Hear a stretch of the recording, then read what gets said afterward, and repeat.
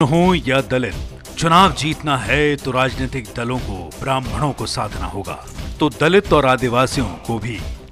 जिसने जातियों की गणित को समझ लिया तो मान लीजिए सत्ता की चाबी उसी के हाथ में है।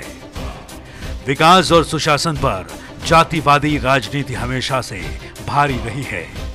मध्य प्रदेश में 1957 के पहले चुनाव में ब्राह्मण वर्ग का दबदबा था। हर पांचवा विधायक ब्राह्मण तबके से था। 1980 के बाद से क्षेत्रीय राजनीति हावी होने लगी। उसके बाद बीजेपी के राज में ओबीसी का दबदबा हो गया। सूबे में जातीय समीकरण बदलते रहे, लेकिन इनकी लहर पर सवार बीजेपी सत्ता के लक्ष्य को साधती रही।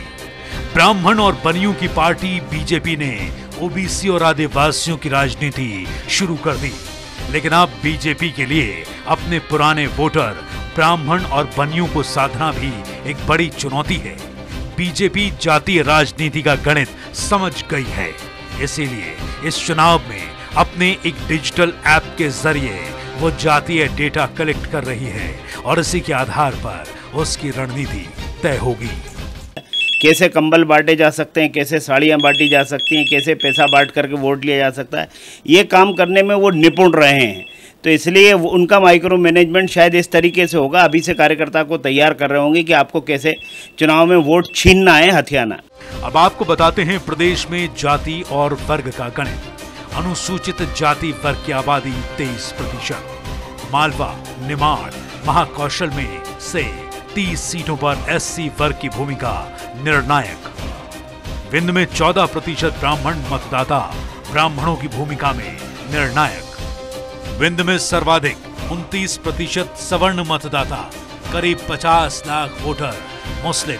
40 सीटों पर सीधा दखल रखते हैं मुस्लिम। मध्य प्रदेश में 5 करोड़ वोटर्स में से करीब 50 लाख वोटर मुस्लिम हैं, जो पश्चिमी मध्य प्रदेश के मालवा, निमाड़ और भोपाल में 40 सीटों पर सीधा दखल रखते हैं। हालांकि 1972 के बाद मुस्लिम विधायकों की संख्या कम होती गई। अब सिर्फ 2 मुस्लिम विधायक शाजापुर, मंडला, नीमच, महिदपुर, मंदसौर, इंदौर 5, नसरुल्लागंज, इछावर, आष्टा, उज्जैन, दक्षिण जैसी सीटों पर 16% मुस्लिम वोटर हैं। सूबे में 48% ओबीसी वोटर्स। 90 से 100 सीटों पर ओबीसी की निर्णायक भूमिका। दलितों के लिए प्रदेश में 35 सीटें रिजर्व। 84 सीटों पर दलित वोटर जीत हार तय करेंगे। प्रदेश में 17% दलित वोट बैंक। प्रदेश की राजनीति में ओबीसी के साथ आदिवासी और दलित पॉलिटिक्स के सेंटर में है। सूबे में 48% ओबीसी वोटर्स हैं। 90 से 100% सीटों पर ओबीसी की निर्णायक भूमिका है। दलित भी सरकार बनाने और बिगाड़ने में बड़ी भूमिका निभाएंगे। एससी के लिए प्रदेश में 35 सीटें रिजर्व हैं। 84 सीटों पर दलित वोटर जीत हार तय करते हैं। प्रदेश में 17% दलित वोट बैंक है। कांग्रेस ने कास्ट पॉलिटिक्स का महत्व समझ लिया है, इसीलिए उसने अलग अलग जातियों और वर्गों को जोड़ने के लिए नए-नए प्रकोष्ठ और विभागों का गठन किया है। अब तक इनमें कांग्रेस 1 लाख लोगों को जोड़ चुकी है। कांग्रेस के वरिष्ठ नेता जेपी धनोपिया को प्रकोष्ठ विभागों के समन्वयक की जिम्मेदारी दी गई है। धनोपिया के मुताबिक पहली बार एआईसीसी के फॉर्मेट से हटकर अनेक प्रकोष्ठ और विभाग बनाए गए हैं, जो कांग्रेस को सत्ता तक पहुंचाने में मदद करेंगे। अखिल भारतीय कांग्रेस कमेटी द्वारा जो संचालित किए जाते हैं वो करीब हमारे पास 14 विभाग हैं, जिसका मुझे प्रदेश स्तर पर समय तौर पर उनके साथ में कोऑर्डिनेशन देखना होता है। और 35 प्रकोष्ठ ऐसे हैं जो 35 प्रकोष्ठ हमारे अपने द्वारा बनाए गए हैं। आदरणीय कमलनाथ जी के निर्देश पर बनाए गए हैं। उनकी नियुक्तियां, उनके सारी चीज़ों का काम करने का दिया गया है। उस सबको अगर आप देखें तो मैं समझता हूँ कि विभाग और प्रकोष्ठों के सारे प्रदेश के अंदर कम से कम 1 लाख पदाधिकारी होंगे।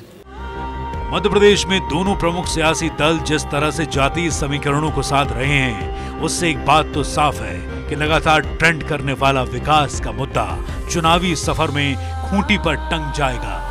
सत्ता के सिंहासन तक पहुंचने की दलों की चिंता उन्हें जातीयता की ओर ले जा रही है। उन्हें पता है कि सियासत का सफर जातियों के माइलस्टोन को पार करके ही पूरा हो पाएगा। इसके लिए कोई भी दांव खेलने से सियासी दल चूकेंगे नहीं।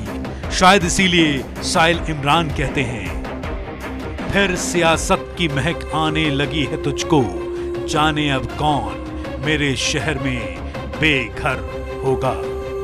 अतुल पाठक, स्वराज एक्सप्रेस, भोपाल। मध्य प्रदेश की हर छोटी बड़ी खबर से अपडेट रहने के लिए सब्सक्राइब कीजिए MP स्वराज।